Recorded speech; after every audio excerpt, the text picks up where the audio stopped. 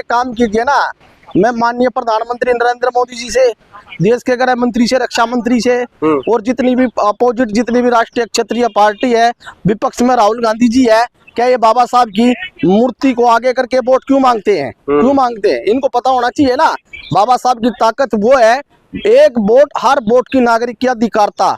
गरीब से लेकर अमीर तक की वोट का अधिकार किसने दिया? बाबा साहब ने दिया।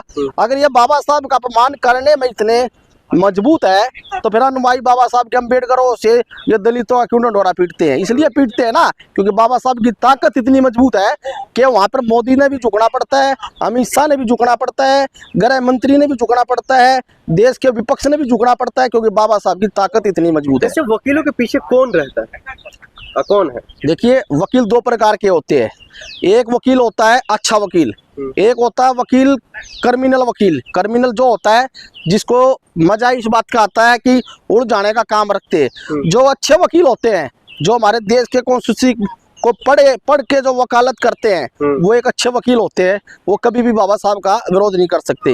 जब विपक्ष का नेता राहुल गांधी का आपने जिक्र किया, राहुल गांधी जी हर वक्त जो है बाबा साहब की बात करते, संविधान खत्म की बात करते, जो संविधान खत्म हो रहा है देश से, तो वो लोग क्यों नहीं जा रहे हैं वहां पर मूर्ति को लेकर के? कुछ बातें क्यों नहीं कर रहे? देखिए, मेरा माननीय राहुल गांधी से एक निवेदन है कि अगर आप लोकसभा में विपक्ष के नेता और इतने मजबूती के साथ हो तो मेरा आपसे अपील है, ये आवाज आपने लोकसभा में भी उठानी है और राज्यसभा में भी उठानी है। और दूसरी बात, राहुल गांधी जी, अगर आप इतने देशभक्ति का पाठ पढ़ाते हो, संविधान की बात रखते हो, थे पिछड़े दलितों की आवाज उठाते हो, तो मेरा आपसे एक निवेदन है कि आपको ग्वालियर जाना चाहिए।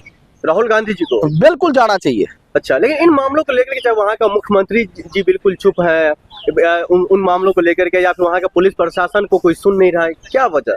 देखो, वजह एक ही है, भारतीय जनता पार्टी की जो सरकार है वो संविधान विरोधी है, वो संविधान को मानती नहीं है। बीजेपी संविधान को नहीं मानती है? नहीं मानती ना। मोदी जी खुद संविधान को मानते हैं, मोदी जी खुद बाबा साहब का पहुंच चुके हैं। देखिए, अगर भारतीय जनता पार्टी संविधान को मानती तो एक मुख्यमंत्री की हैसियत नहीं है कि वहाँ इस तरह का हथकंडा हो।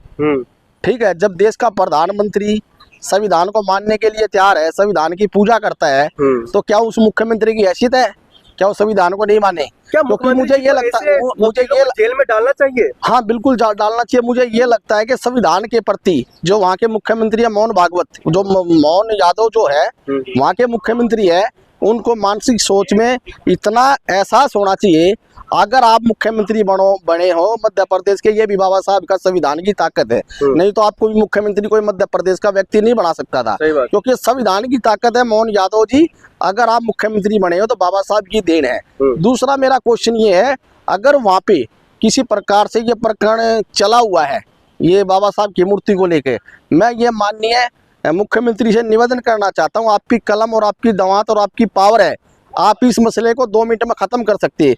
लेकिन मुझे ये पता है कि वहाँ का मध्य प्रदेश का मुख्यमंत्री डम्परेली मुख्यमंत्री है, डम्परेली मुख्यमंत्री है, जो कि किसी के दबाव में आके अपना बयान नहीं दे पा रहा।